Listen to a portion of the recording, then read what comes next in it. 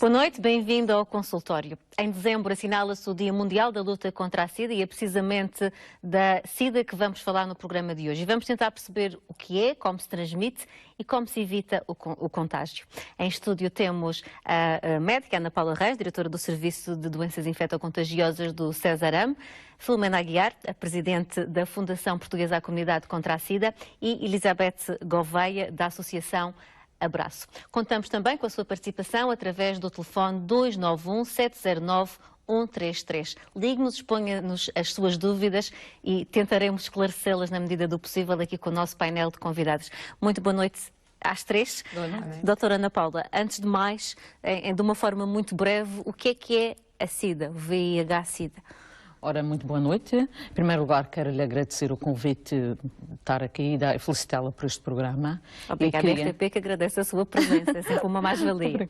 E quero-vos dizer que estou muito satisfeita de estar aqui e por estar comigo pessoas que se dedicam muito a esta causa, a infecção pelo vírus da imunodeficiência humana, SIDA.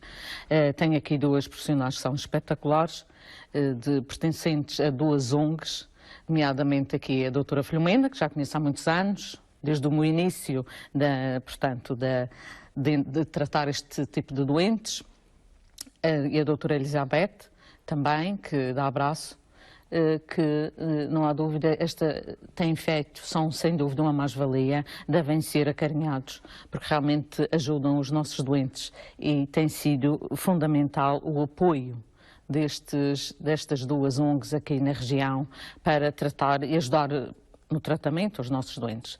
Eu lembro-me de vários casos, os doentes que recorrem às nossas consultas, muitas vezes apoiados por estas ONGs. A última temos tido com a doutora Elizabeth. Penso que agora a doutora Filomena vai ter que vir cá mais vezes, não é? Já vamos falar disso, explorar mais esse assunto. Mas primeiro, doutora, gostava que nos explicasse o que é a SIDA. Com certeza. Porque é por aí que tudo começa. Primeiro, saber o que é um doente seropositivo, que isto é uma coisa que nos perguntam muitas vezes. Ora bem, o que é um doente seropositivo? É um doente que está infectado pelo vírus da imunodeficiência humana, que tem anticorpos, mas que ainda não desenvolveu a doença. Portanto, é portador do vírus, pode transmiti-lo, pode ter sintomas ou não, mas não há dúvida que pode, se não tomar cuidado, pode transmitir a doença. Pode transmitir este vírus. Relativamente ao que é um doente com SIDA, é chamada a fase terminal, portanto, da infecção pelo vírus da imunodeficiência humana, é quando já aparecem as chamadas doenças definidoras de SIDA, portanto, um doente que já está com o seu sistema imunológico, portanto, defesas do organismo completamente destruídas. O corpo, portanto, o organismo desse doente está à mercê de tudo o que é infecções, nomeadamente bactérias, vírus e fungos, e poderá originar estas chamadas infecções oportunistas, que é o que eu costumo dizer.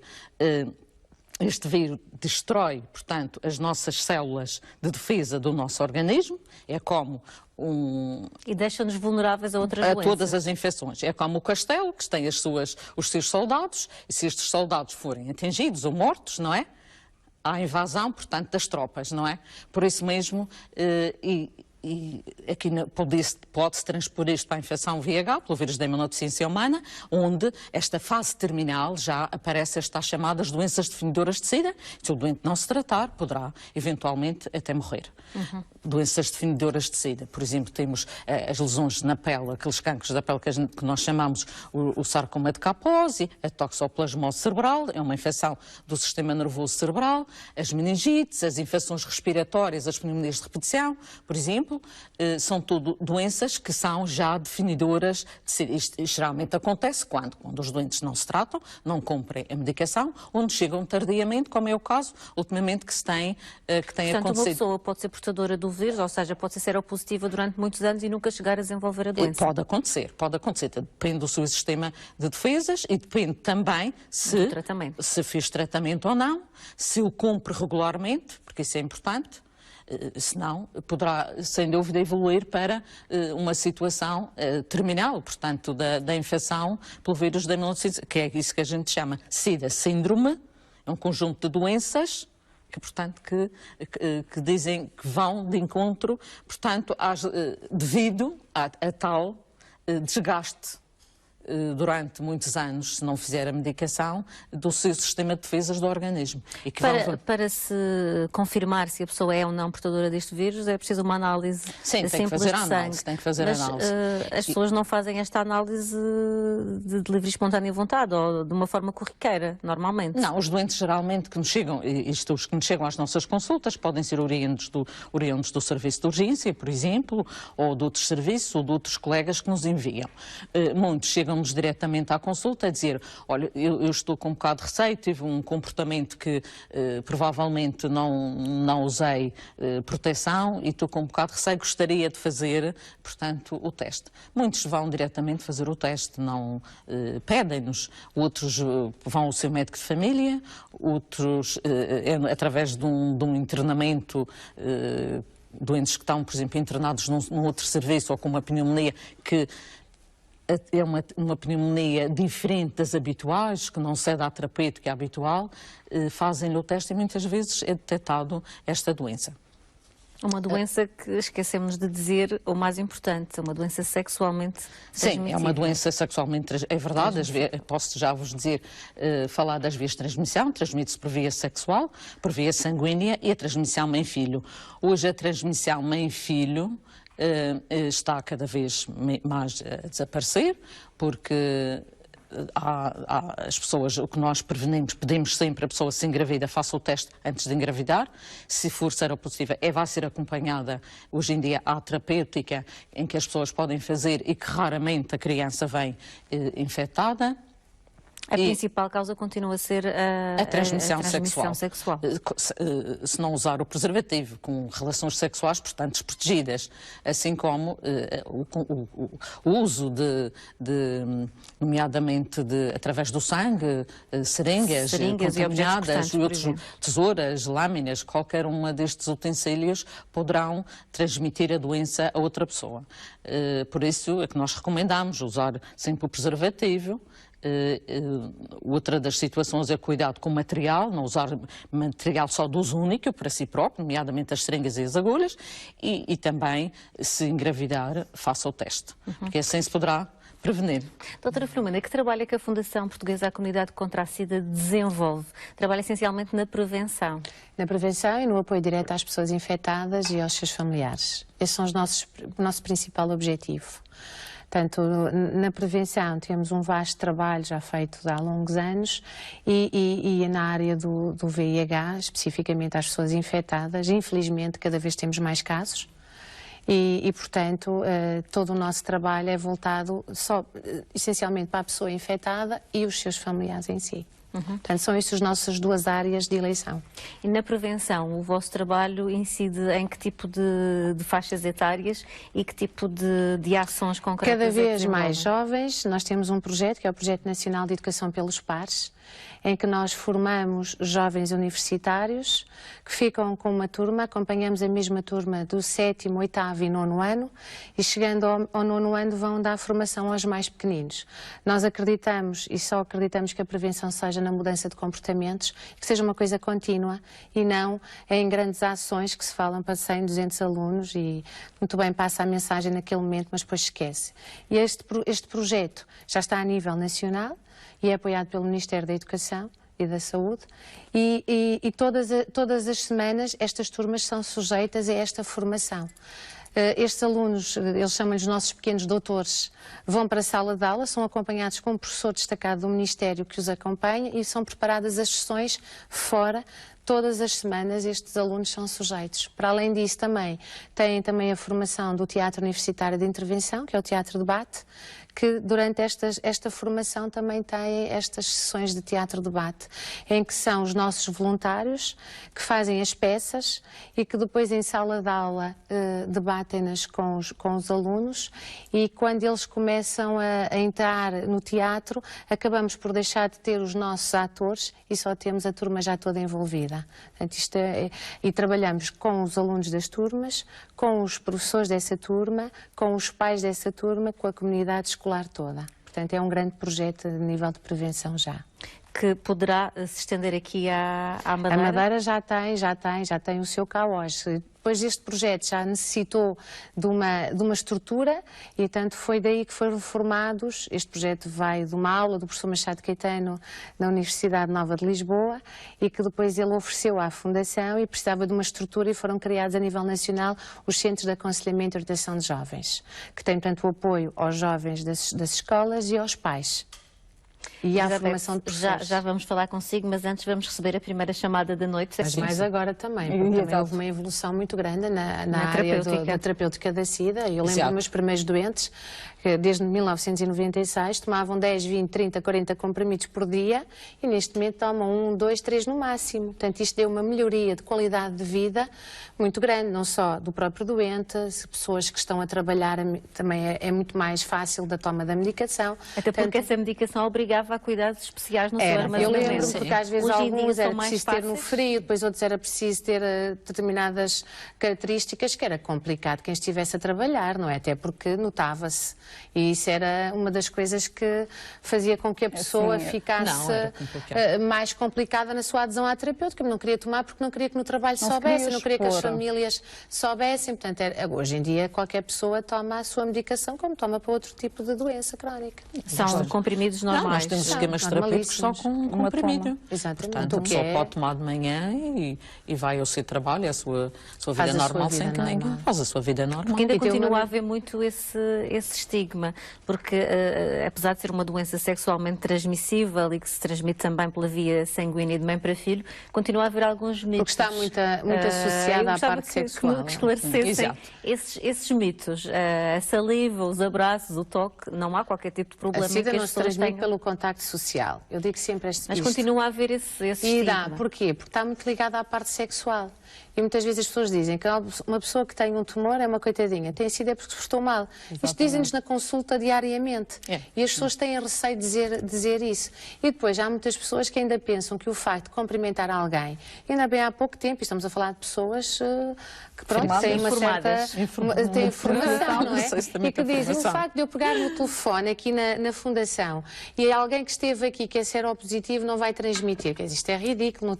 Não estamos em 2015 nem por um espirro, nem e continuamos a pensar nisso, não é? Portanto, a SIDA não se transmite por contacto social, só há 3 vias de transmissão, são super claras e não há qualquer dúvida. E, portanto, não há que discriminar estas pessoas. Mas, com esta evolução que houve na terapêutica da SIDA, faz com que a pessoa, e está aqui a nossa ilustre médica, que é sempre um prazer revê-la e estar com ela, que realmente faz com que a pessoa tenha a sua vida completamente normal. Tem muito menos internamentos, tem muito menos infecções e, portanto, isso tudo é uma qualidade para o próprio doente, que é notável, não é? A Filomena, além de presidente da associação, é psicóloga de formação. Sim. Portanto, estes doentes, quais são os seus principais dramas no dia-a-dia dos doentes? A parte psicológica é muito complicada. E é por isso que eu acho que este tipo de parcerias são muito válidas. As ONGs estão no terreno, estão muito mais perto das populações e, portanto, acabam por as pessoas até recorrerem mais facilmente a este tipo de instituições. E a parceria com a parte da saúde é essencial. Portanto, nós não podemos estar de costas voltadas, temos de estar todos voltados para o mesmo, em prol do próprio doente VIH e dos seus familiares. E o facto destas pessoas infectadas, há uma coisa que tem que ser dita, são pessoas que a nível psicológico estão muito habilitadas. Não é fácil darmos o resultado de um teste positivo na área do VIH. A pessoa quando vai fazer o teste, e nós notamos isto constantemente, as pessoas estão nervosas. Embora seja uma coisa que é confidencial e que a pessoa vai, é individual o teste, porque às vezes dizem sempre, eu posso entrar com uma amiga ou com um amigo, eu digo não, o teste é individual, nós nunca sabemos o que é que vai sair o resultado. E já temos tido casos complicados, que as pessoas não fazem a mínima noção de que eventualmente podem estar infectados. Isso acontece muito. Nós temos 2 faixas etárias na Fundação neste momento que são muito complicadas. Cada vez mais jovens e cada vez mais idosos. Exato. E quando eu falo de idosos, eu tenho o meu idoso com mais idade, tenho neste momento 83 anos. Eu dizia que tinha um de 81, mas já me chegou um de 83. E mais novos com 14. Portanto, são faixas etárias extremamente preocupantes. Também se começa mais cedo na vida sexual. Exatamente. Por acaso, aqui neste caso foi uma violação de um familiar. Portanto, mais complicado ainda. E então aí a parte psicológica, eu acho que estes doentes a parte médica é essencial, a parte social é essencial, mas a parte do apoio psicológico é fundamental. Porque, repare, estar a dizer a uma pessoa, e nós quando estamos a fazer os testes, imediatamente conseguimos ver se está a dar resultado reativo ou não. E, portanto, a preparação do doente para si não é um teste que a pessoa vá a um sítio qualquer e que faça. Não, nós temos que preparar a pessoa para fazer o teste. Porque realmente o resultado vai ser muito importante. Porque ainda tem aquele estigma associado, o ter o VIH. E, portanto, embora seja uma doença que está considerada crónica, não podemos esquecer que é uma doença que não tem cura. Ainda não tem cura. Ainda não tem cura. Eu julgo que a Fundação tentou fazer um teste, abrir agora por alturas do Dia Mundial. Desde o ano passado que nós aderimos à Semana Europeia do Teste do VIH. E, portanto, todas as delegações, nós temos que ver que é assim, a Madeira não está isolada, a nossa delegação da Madeira. A delegação da Madeira está incluída nas nossas 5 delegações que nós temos. Nós temos 5 delegações a nível nacional e, portanto, temos uma estratégia, uma planificação anual da metodologia que vamos utilizar e do plano de atividades. E, portanto, não estava de acordo que a Madeira voltasse a ficar de fora. E, portanto, dentro da própria delegação, assim como abrimos com as outras, embora nas outras delegações, não foi só nas delegações que tivemos e que as pessoas podiam recorrer a qualquer uma dos sítios para fazer, mas também estivemos nas universidades, estivemos em sítios do interior de Portugal, que era muito, muito importante. Estivemos ali em Baltar, estivemos naquela zona toda de Valongo a fazer, e para além das universidades, que estivemos em quase todas as universidades do Porto, a Madeira, eu decidi que este ano teria que entrar e faríamos só na delegação. E pronto, e como também não tinha proposto inicialmente os testes, foram-nos cedidos os testes, a Madeira eu tive que os comprar. São testes muito caros. E, portanto, estava na altura de nós iniciarmos. Houve um atraso no envio, houve um atraso no envio dos testes, pronto, e que complicou-nos um bocadinho, porque era a semana que eu queria que a delegação aderisse, mas depois houve. E estranhamente é que realmente fez bastantes testes, e depois agora acabou a semana e têm recorrido imenso à delegação. Eu tinha dito que era inicialmente naquela semana só para poder estar o plano de atividades cumprido, porque realmente teria que entrar a nível nacional as delegações todas, e têm recorrido a nós. E vai haver essa possibilidade das pessoas continuarem a fazer o teste? Sim, sim, vai haver a possibilidade das pessoas fazerem o teste. E já agora o que é que as pessoas têm de fazer, se quiserem, se dirigir à Fundação? Sim, eu estive a fazer hoje com a equipa toda, porque, como sabe, nós somos uma organização não governamental, embora tenhamos o estatuto de fundação, mas trabalhamos muito com os voluntários. O voluntariado é uma área privilegiada na Fundação. Eu própria comecei em 1996 como voluntária da Fundação, até chegar agora a ter os destinos nas minhas mãos e nas mãos do Conselho de Administração, mas realmente trabalhamos com muitos voluntários, e há pessoas que se inscreveram como voluntários para poder estar a trabalhar, estão a ter formação nestas áreas, e então depois, segundo um horário estipulado, e será anunciado oportunamente, e depois também de acordo com... Nós temos que ver que na Madeira temos o privilégio de estar a trabalhar com uma outra ONG, e temos uma parceria que é boa, e portanto, e temos o hospital que também está de porta aberta, e a médica que é excelente nesta colaboração com as ONGs. E portanto, será oportunamente anunciado os horários para as pessoas poderem fazer o teste, e não é só isso, também ter o seu apoio psicológico, o seu acompanhamento, porque eu acho que nestas coisas... Porque no próprio dia em que fazem o teste já ficam a saber o resultado desse mesmo teste? Sim, é um teste rápido. Nós temos testes de 1 minuto. Não chega bem a 1 minuto. E, portanto, tem que haver testes muito rápidos. Sim, e depois as pessoas se der reativo, têm que confirmar o teste no hospital, e, portanto, são encaminhados. Pois. E como vê, esta é uma mais-valia, porque quanto mais cedo souber da sua seropositividade, é muito melhor, porque assim, o doente é logo reencaminhado ou para uma consulta, se tiver necessidade, se for o caso de iniciar tratamento, é muito mais precoce, e por outro lado também toda a pessoa que sabe que é seropositiva não vai fazer com, pelo menos não transmite esta doença às outras pessoas. Portanto, eu acho que isto é uma mais-valia. E é uma mais-valia também, doutora, porque há uma coisa que é importante referir. Tem-nos acontecido recentemente, eu digo recentemente, de há uns 3 anos para cá, em que nos têm aparecido cada vez mais jovens e com um estado da doença já muito, muito avançado. Eu lembro-me Tenho um caso de uma rapariga que me apareceu, tem 21 ou 22 anos, na altura, com um CD4. Isso significa exatamente o quê? CD4 são as nossas células, e agora tenho que deixar à médica falar que não é a minha área, não é? Mas é assim. Se eu estivesse aqui sozinha, nós falaríamos, explicaríamos desta forma, mas como a médica temos um privilégio. Não, é assim, as células que foi falado agora, as células CD4 são as células de defesa do nosso organismo.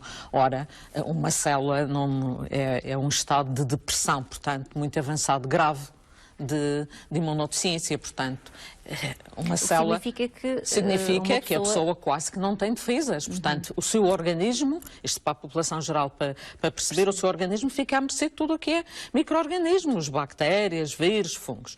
E, para isso, como é que melhora? Só iniciando a medicação, porque vai aumentar estas defesas, vai diminuir a quantidade de vírus na corrente sanguínea, que é aquilo que nós chamamos de carga viral, não é?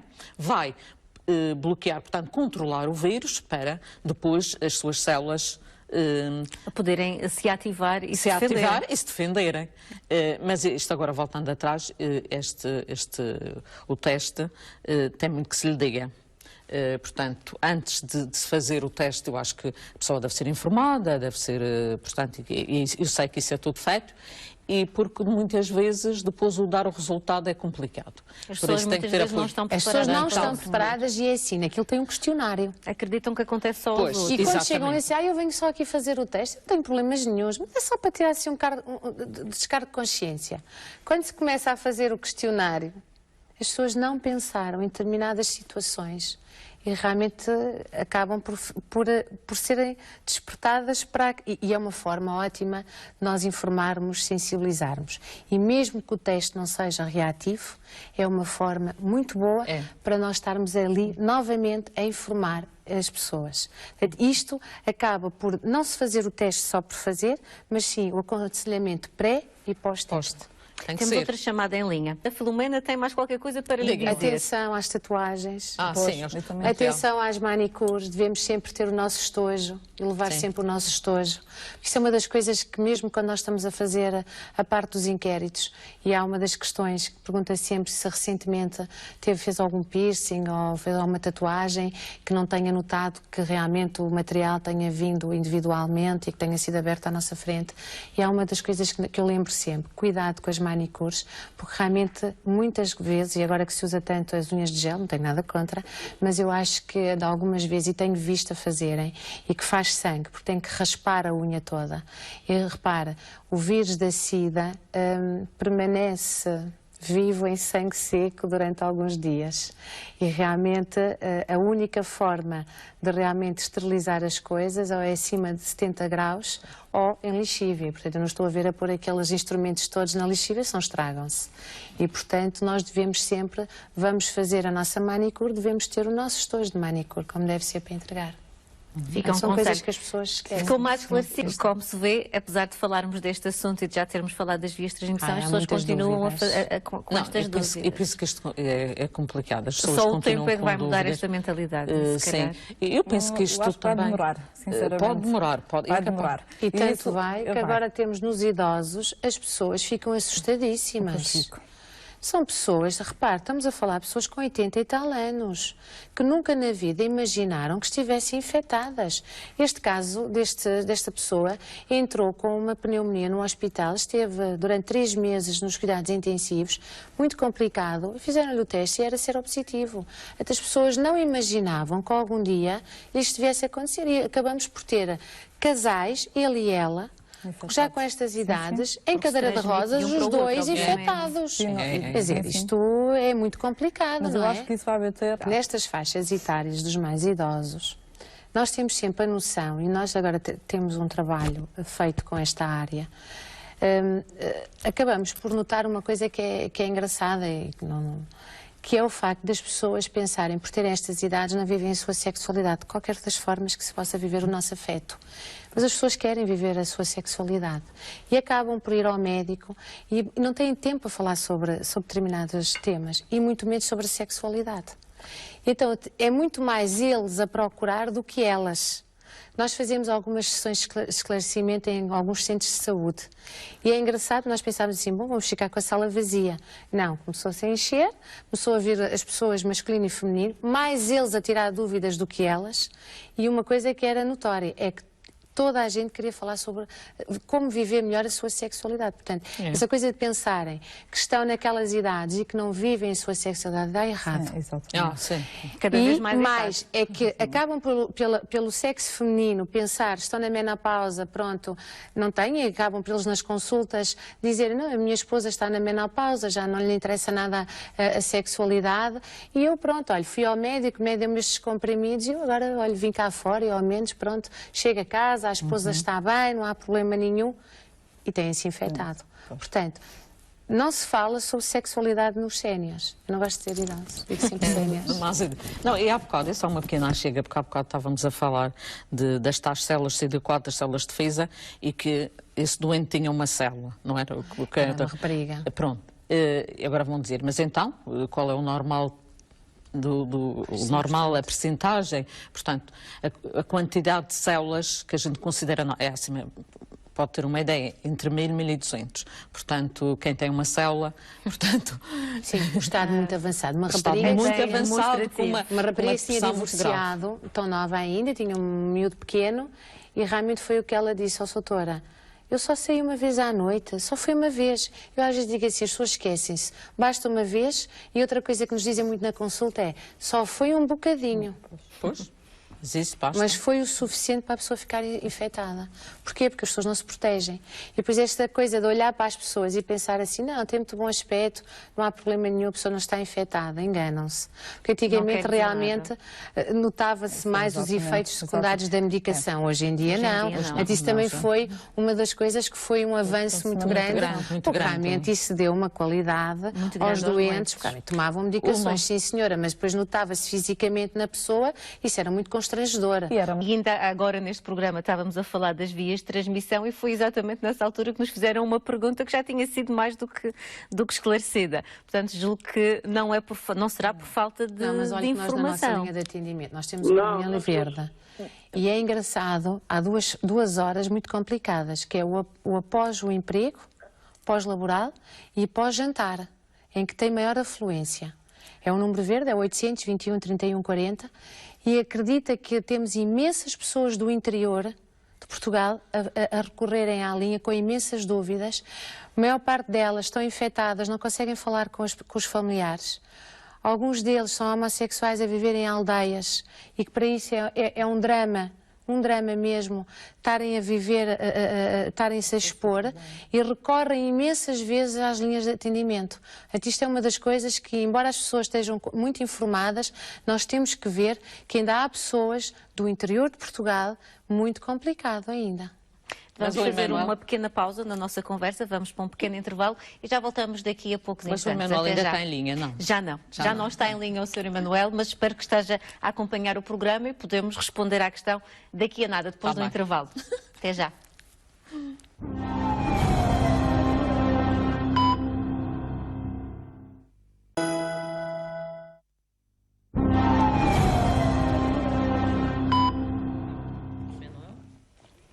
Seja bem-vindo novamente ao programa Consultório. Hoje estamos a falar da SIDA. Antes do intervalo estávamos a conversar com um telespectador, que espero que ainda se mantenha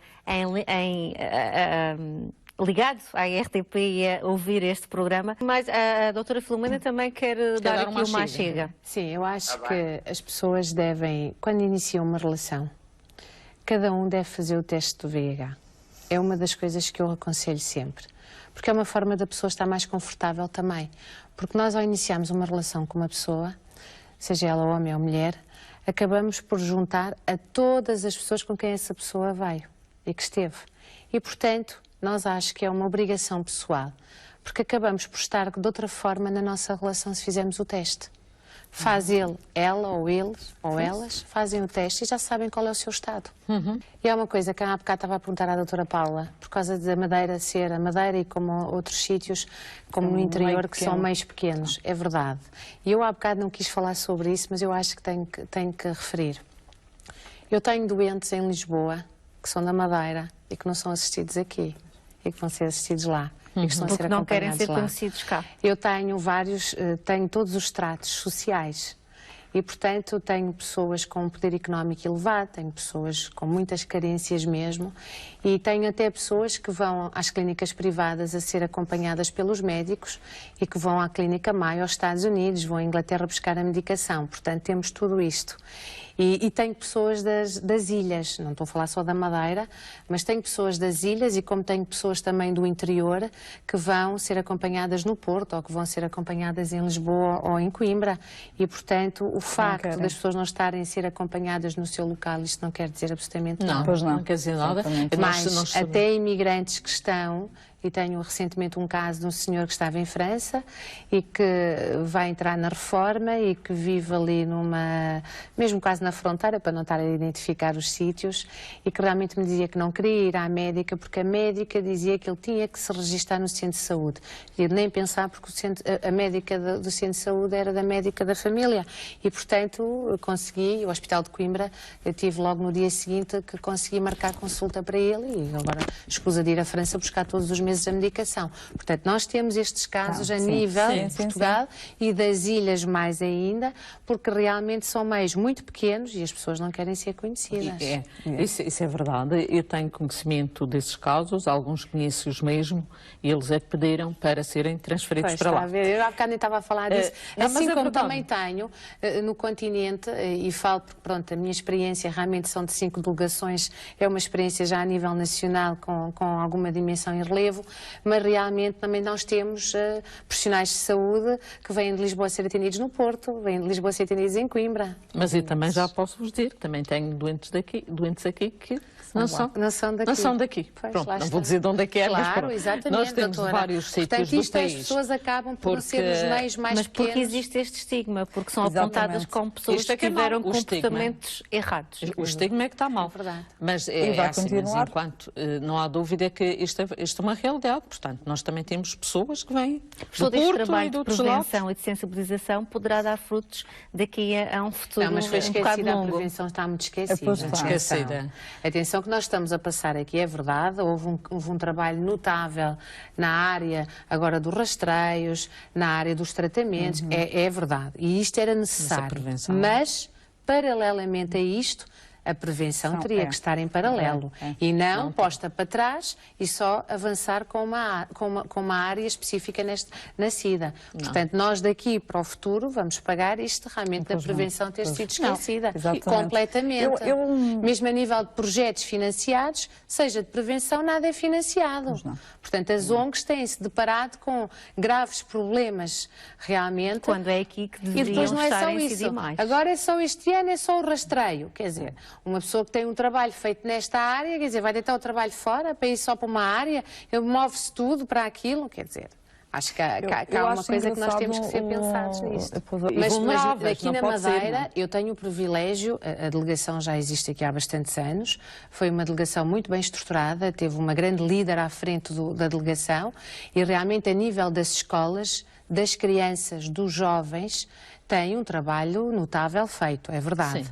E, portanto, nisso eu sou uma privilegiada. Como Presidente da Fundação, chegar agora a uma delegação e ter já desbravado este terreno todo pela equipa. E, portanto, muito melhor para implementar o que já está a dar a nível nacional, implementar na Madeira. Isso sem dúvida. Mas que a nível das escolas tem-se feito muito com os mais pequenos, e temos projetos já de há longos anos aqui na Madeira, e com os jovens nas escolas tem-se feito um trabalho Doutora, um minuto notável. para falar da Só Comissão. da Comissão. Só para... não tenho muito tempo. Sim. Eu vou ter que dar por terminado o programa. Esperemos que todas essas campanhas deem frutos num futuro breve, de preferência, e que, de certa maneira, tenhamos contribuído para esclarecer melhor quem nos acompanhou ao longo deste programa. O consultório volta no próximo ano, portanto, boas festas e até para o ano.